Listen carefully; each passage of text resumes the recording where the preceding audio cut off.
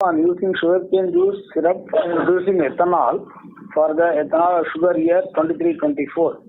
While the oil marketing companies have increased the procurement price of ethanol from C molasses, it is still not commensurate with the total production cost.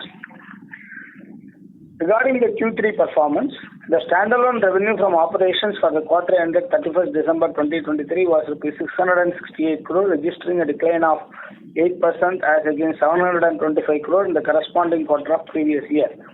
Earnings before depreciation, interest and taxes for the quarter ended was Rs 24 crore as against Rs 63 crore in the corresponding quarter of previous year. Standalone loss after tax for the quarter was Rs 14 crore as against the profit of 16 crore profit for the corresponding quarter of the previous year. The standalone revenue from operations for the 9 months ended 31st December 2023 was Rs 2,092 crores as against Rs 2,088 crores in the corresponding period of previous year. Earnings before depreciation, interest and taxes and before exceptional items for the 9 months ended was Rs 140 crores against Rs 109 this year. Standalone profit after tax for the 9 months ended was Rs 27 crores as against Rs 114 crores in the corresponding period of previous year. The profit after tax for the 9 months ended includes an exceptional gain of the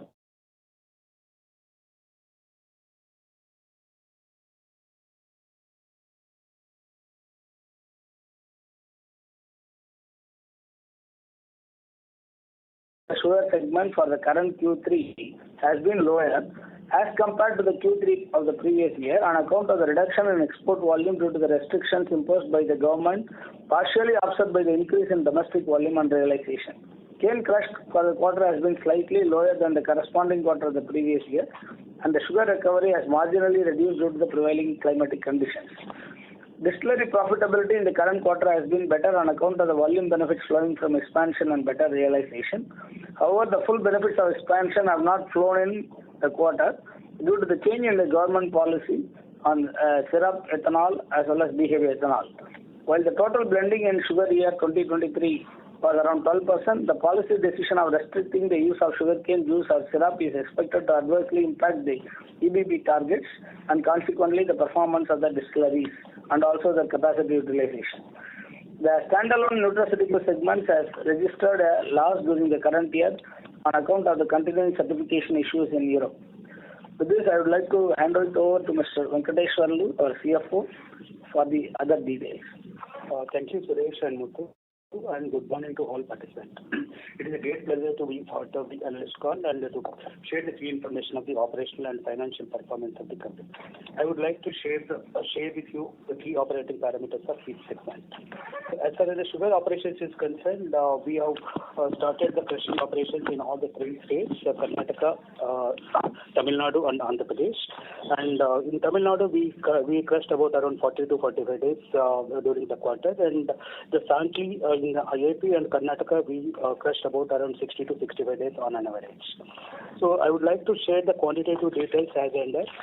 So as far as the crushing is concerned, for the current quarter, 17.76 lakh metric ton we have crushed. So against the corresponding quarter of the previous year was 17.78 lakhs, very marginal decline. As far as the recovery is concerned, 10.14 for the current quarter compared to the previous corresponding quarter, it was 10.49.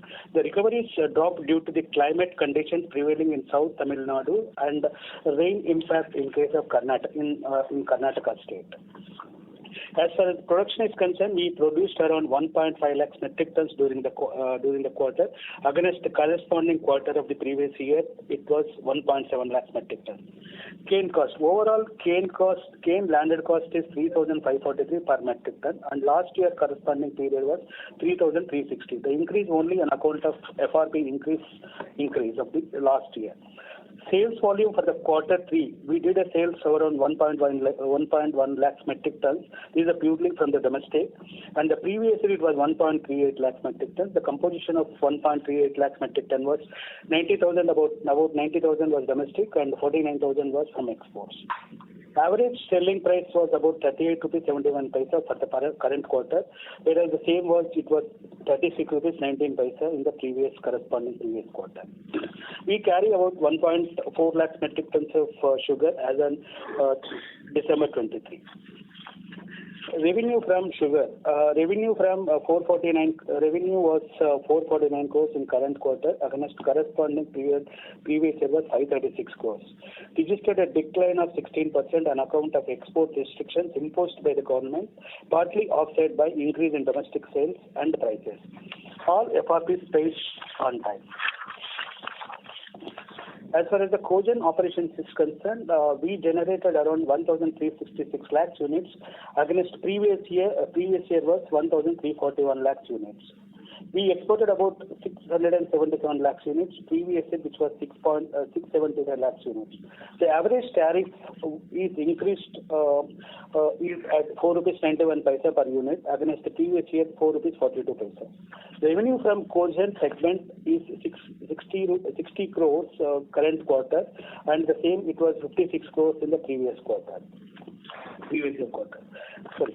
As far as the distillery operation is concerned, we sold current quarter around 2.73 crores liters against the previous period 2.25 crores liters.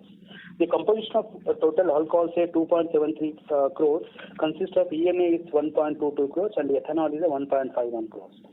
So price realization. Current quarter, the average price realization is 62.82 per liter. Previous period it was 61 rupees 11 paisa. As far as the revenue is concerned, current quarter 177 crores compared to previous period 141 crores. As far as the Nutra is concerned, turnover from Indian operations were about 8 crores against 14 crores in the previous year. At the consolidated level, the Nutra business turnover is 47 crores against corresponding previous year, which was 62 crores. So, as far as the refinery operations is concerned, operational revenue for the quarter is 1,597 crores against Q3 of 2022-23 about 945 crores. So, profit before tax for the current quarter is 7 crores against loss of 54 crores in the Q3-23. So, refined sugar production for the current quarter 1.96 lakh metric tons. So, Q3 22-23 it was 2.27 lakh metric tons. As far as the sugar sales, refined sales is concerned, for the current quarter it is 2.76 lakh metric tons. Against December 23, it was December 22 it was around 2.37 lakh metric tons.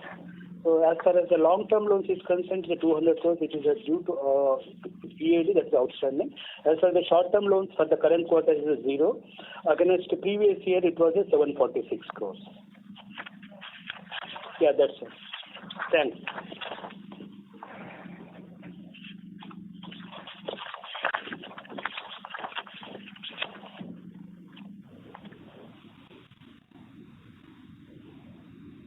Sanjay? Thank you very much. We will now begin the question and answer session. Anyone who wishes to ask questions may press star and 1 on their touchtone telephone. If you wish to remove yourself from the question queue, you may press star and 2. Participants are requested to use handsets while asking questions. Ladies and gentlemen, we will wait for a moment while the question queue assembles. To ask questions, please press star and 1.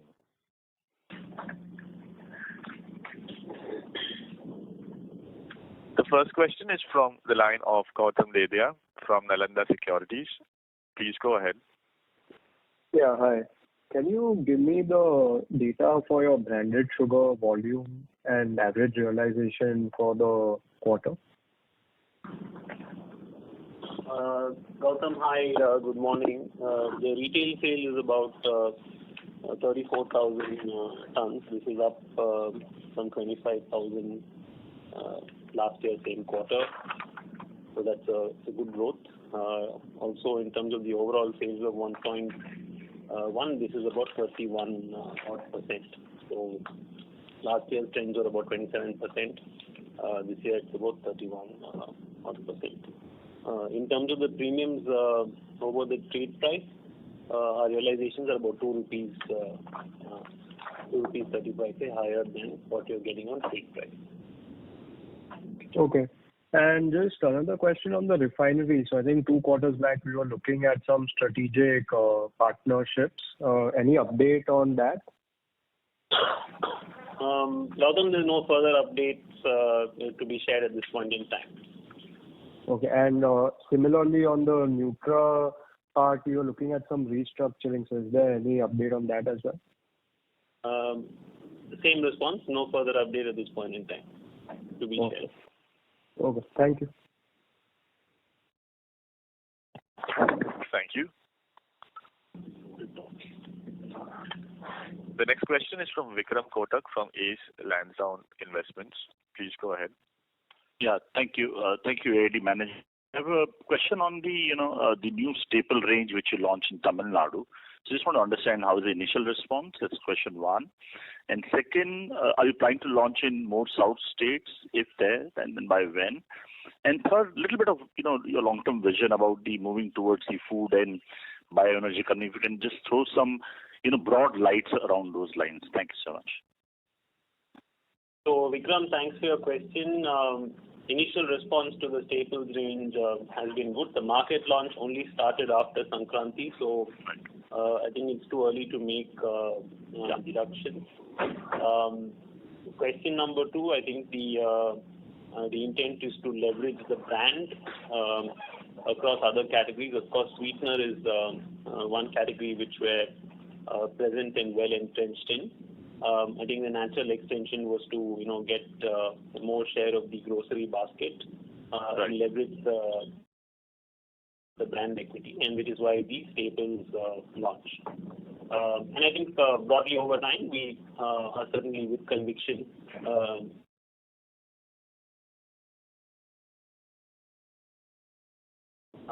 from the bioenergy side. I think we have invested significantly in the last 3 years on the biofuel segment.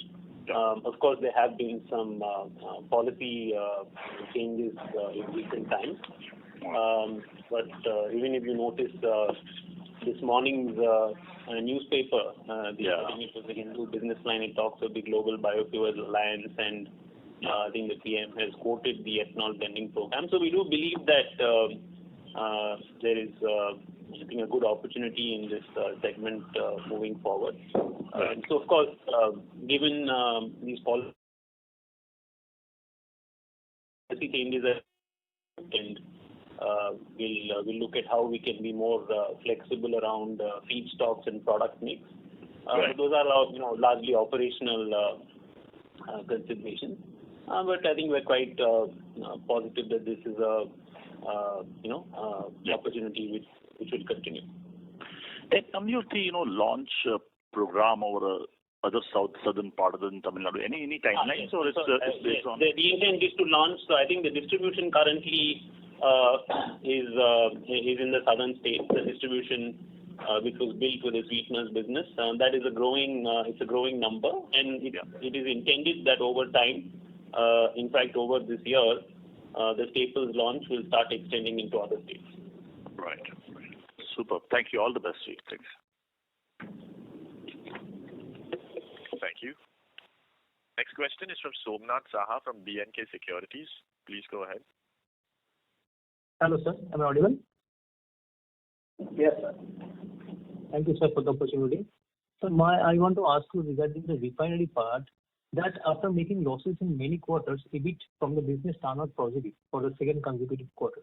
But if we adjust for interest, still we are making losses from the refinery, even when the top line is all-time high, around 600 crore.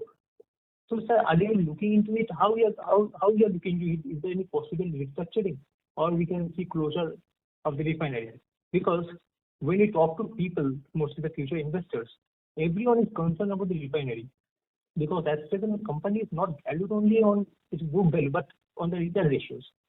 So how to look at it? Is there any possible restructuring, or how you are planning on that? That's my question. Thank you very much for your question. As far as the refinery is concerned, we can answer this in two parts.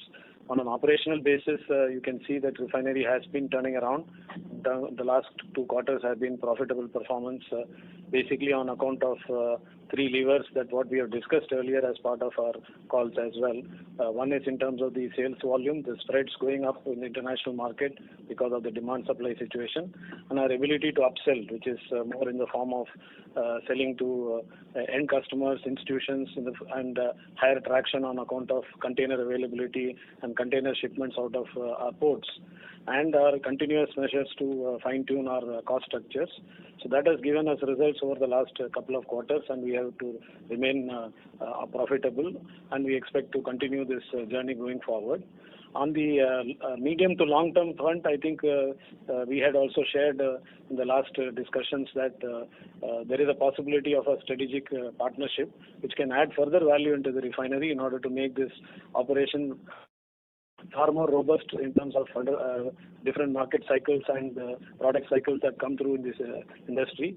So that's where the efforts are on, and we hope that with the right strategic partner, we should be in a position to return value on the investment of the refinery. Thank you, sir. Another question from the branded sugar.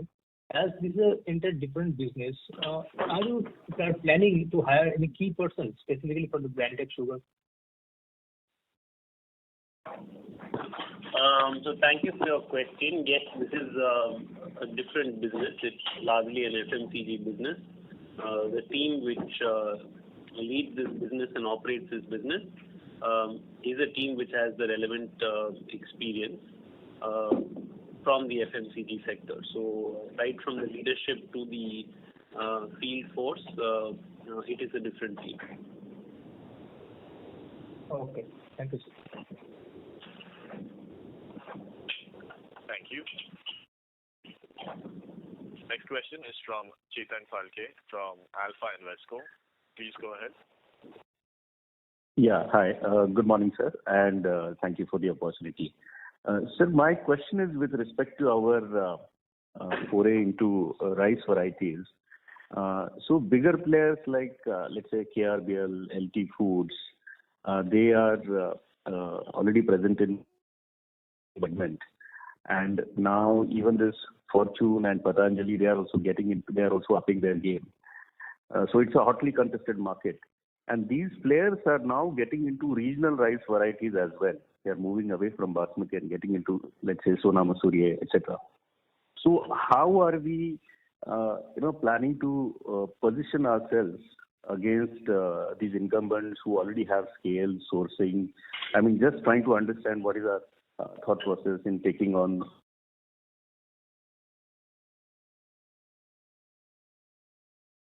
Actually made us start more with regional varieties. We have Ponni boiled rice and Ponni raw rice, which is obviously relevant to the Tamil Nadu market wherein we have launched. And obviously as we expand our base, we will work on more regional varieties as well. Basmati is also certainly on the cards. There are certainly large players in this segment. I think I already covered that we will leverage the trust and quality of the brand and leverage the brand equity with the consumers and bring them good quality products going forward. The segment is it's under 30% branded, so there's a heavily unbranded segment in, say, and you specifically asked about rice.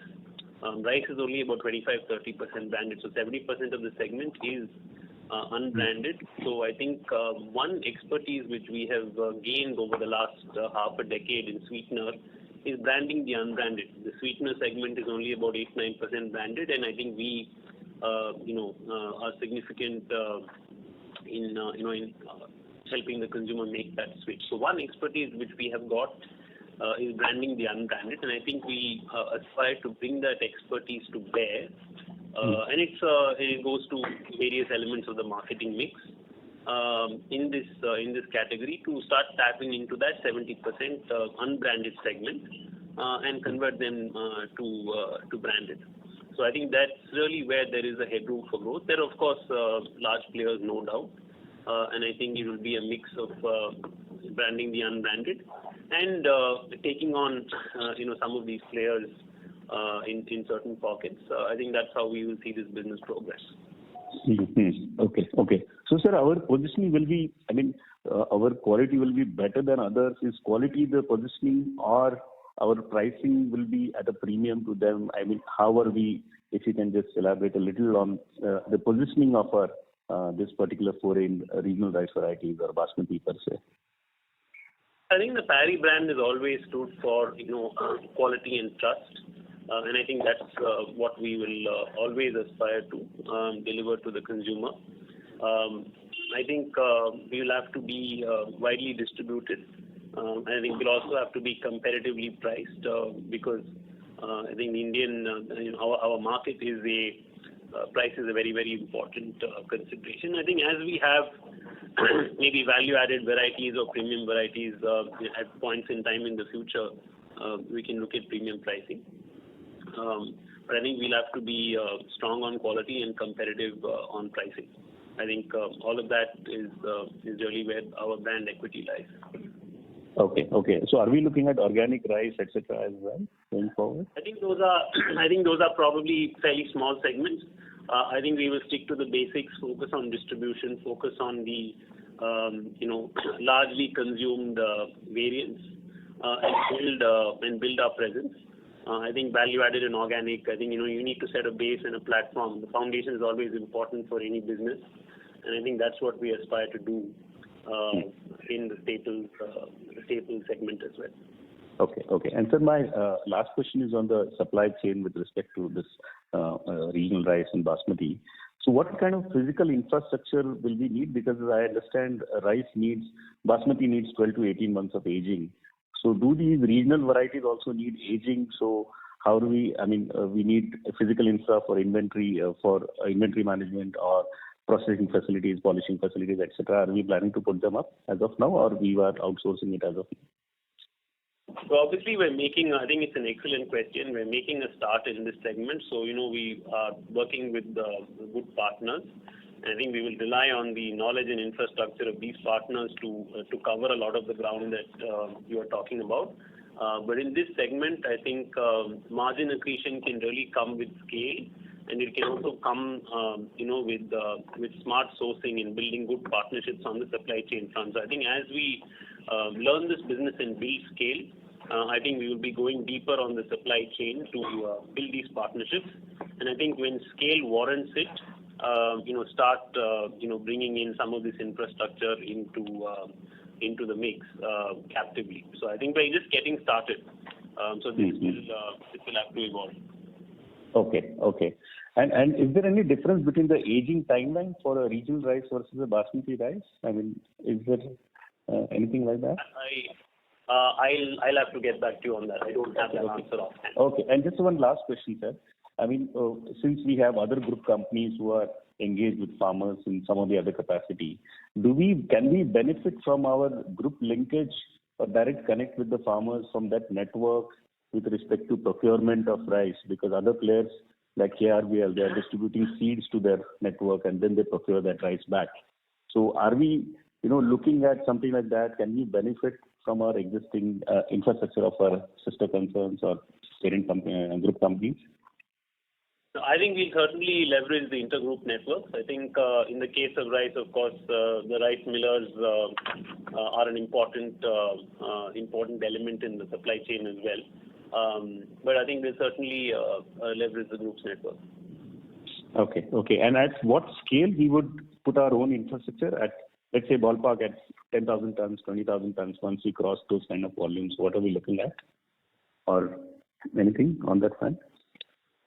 In terms of putting up our own infrastructure, I think we haven't. Suresh, you want to comment? Yeah, I think the right infrastructure is more critical than deciding on versus outsourced. That depends on the economics. We will be focusing on the right type of quality infrastructure for the supply chain. Okay. That's it from my end, sir. Thank you very much. Thank you.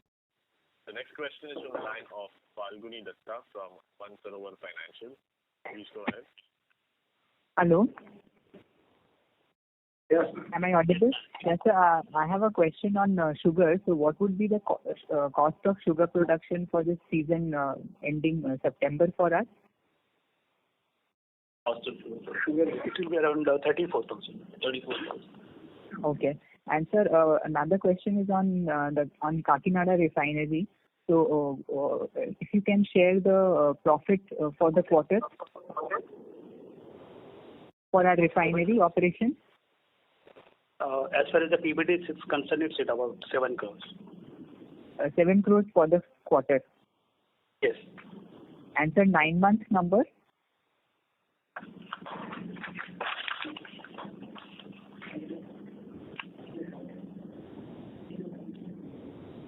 The 76 negative. Yeah. 76 crore you mean? 76 crores PBT is the loss basically. Oh, for 9 months. Yeah. And this quarter is 7 crore positive. Yeah. And sir, what is our total this is the final question. What is our total investment in this?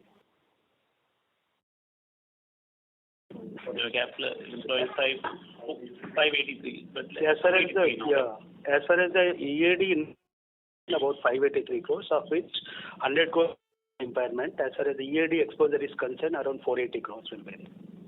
Okay. Thank you, sir. That's all from my side. Thank you. The next question is from the line of Karan Mehta, who's an individual investor. Please go ahead.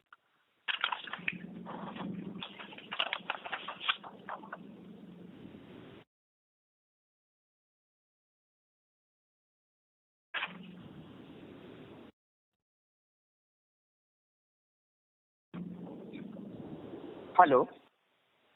Next question. Yeah, thank you, sir, for the opportunity. So I just have 3 questions. Firstly, what's the impact of change in ethanol procurement policy by the government on our financials?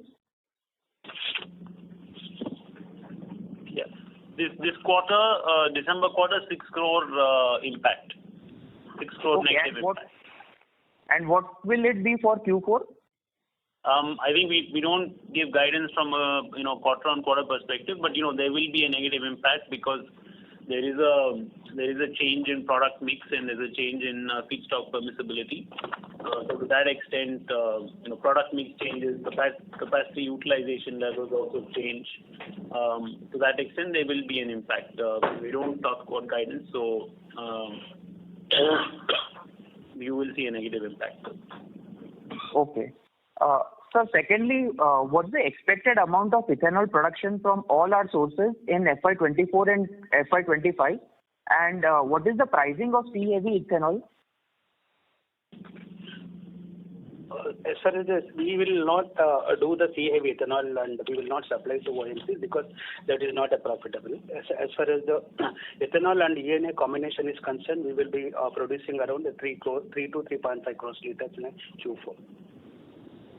Okay, and within ethanol, can you give breakup of syrup-based and B-heavy production? Syrup will not be there because that already government has restricted. We stopped the syrup production. So as far as the other balance is concerned, about 2 crores liters will be the combination between the grain and B-heavy. Okay. And sir, lastly, in the last one to 2 years, how much has the overall branded sugar market grown, and how much has our premium sugar brand grown in the same time frame? Our branded sugar volumes have been growing year on year about 30-odd%. And at a YTD level, we have seen the same growth this year. In terms of the branded sugar market growing, it's perhaps probably about 9% of the overall. Maybe a year ago we haven't taken our data out yet. That's more industry level data. So probably the overall branded sugar market percentage branded is about 9% now. Okay. Okay, sir. Thanks a lot for all the clarifications. Wish you all the best. Thank you. Before we take the next question, a reminder to participants that you may press star and 1 to join the question queue. The next question is from the line of Ritwik Sheth from One Up Financial. Please go ahead. Hi. Good morning, sir. Sir, a couple of questions from my end. Firstly, on the sugar business, this season we have been impacted by lower sales, primarily due to exports, and then impact on distillery volumes as well, coupled with increase in FRP prices. Assuming next year that the crop is close to normal, I know it's too early to take a call on next year's crop, but assuming that the crop reverts back to normal, can this lead to this year's pain to next year's normalcy for us in the sugar business? So, Ritvik, good question. The sugarcane crop is a 10 to 12 month crop. So, planting is done, and of course, harvesting is done almost close to a year later. So when you have a deficient monsoon, it impacts the year in which you have a deficient monsoon. It impacts yields at that point in time, and I think you're seeing that play out in Maharashtra and Karnataka. What it also does is it impacts planting, because sugarcane is a water-intensive crop. It also impacts planting from a subsequent planting for the next year's harvest. So to that extent, I think the industry will face some elements of that challenge.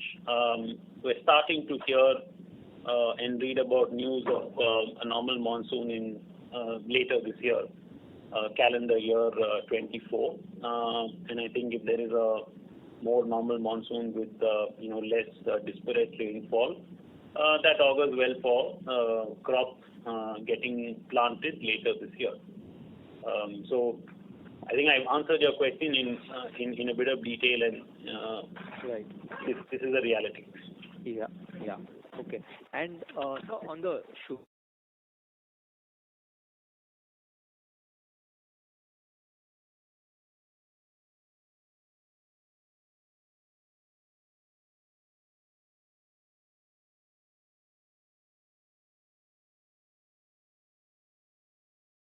case for increasing MSP for the industry, because the economics currently for us and most players, is gone on the lower end compared to last few years. So wanted to hear your thoughts on FRP and MSP as well, the mismatch in the last couple of years. Yeah, the case for MSP increase has always been there.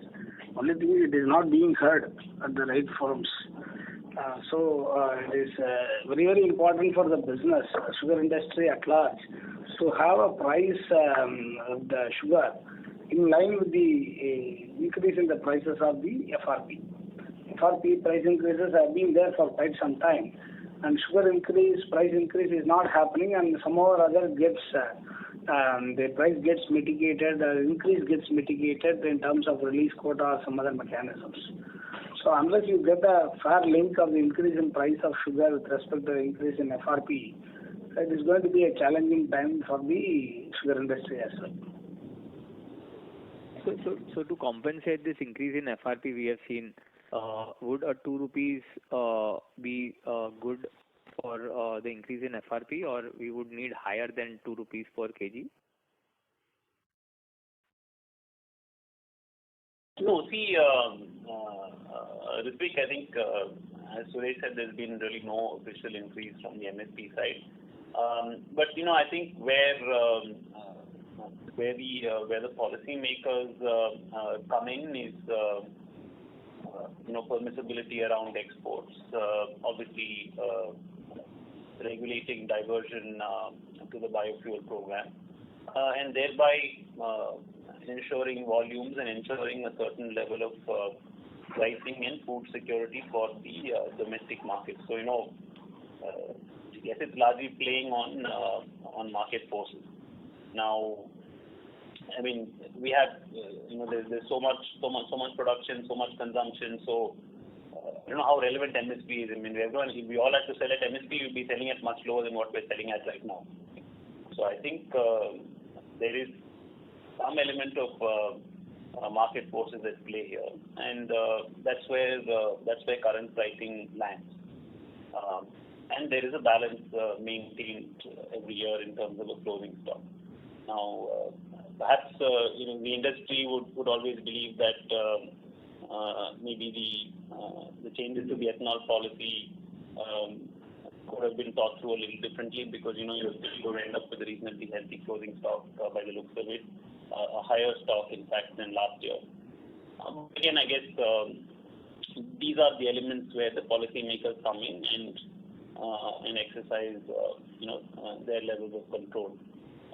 So I think that's rather than MSP, I think the conversation is on how better to regulate the market dynamics, if you understand what I'm saying. Because MSP and where the market pricing is right now is completely irrelevant.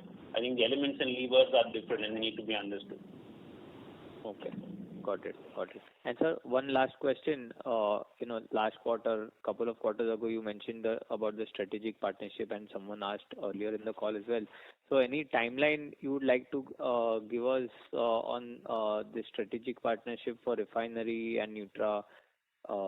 Any timeline that we've internally decided that we would like to share? None, no specific updates Ritwik at this point in time. I think the strategic review continues at our end, and I think at the appropriate time, when we have information, we will convey it. Okay. Thank you, sir, and all the best. That's it from my side. Thank you. Thank you. Participants who wish to ask questions may press star and 1 on their touchtone telephone. The next question is from Falguni Datta from Mansarovar Financial. Please go ahead. Yes, sir. How are the current sugar prices for us? The average realization for the quarter will be around 39 rupees. Yeah. For the quarter, meaning you mean to say for Q4? Q3. No, I meant that how are the realizations now as we speak? That's what the current quarter, it's a 39 rupees is the average realization. Yeah, but in February, mid-February now, currently, how are they is what I was asking. There is a future outlook that we will... No, not sir, outlook. Let's say for yesterday, day before, how were the prices is what I'm asking. Yes, so slightly lower than that. Your crushing is going on. Typically, when the crushing season is ongoing, your pricing is a little bit lower. You'll expect pricing to rise once the crushing season closes. Okay. Thank you, sir. That's all from my side. Thank you. Participants who wish to ask questions may press star and 1 on their touchtone telephone.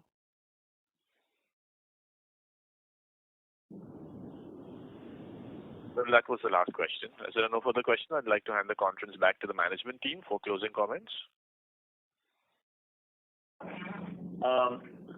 Thank you all for being on this call today.